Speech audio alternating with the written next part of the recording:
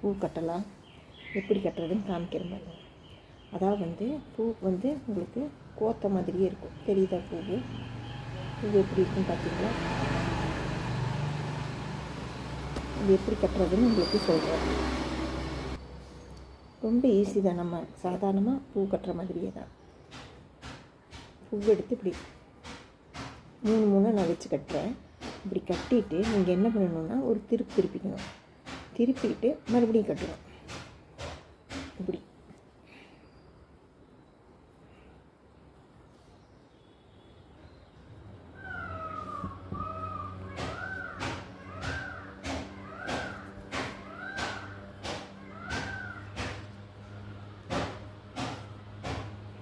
இந்த மாதிரி பூவை கட்டிட்டு ஒரு திருப்பிக்கிங்க.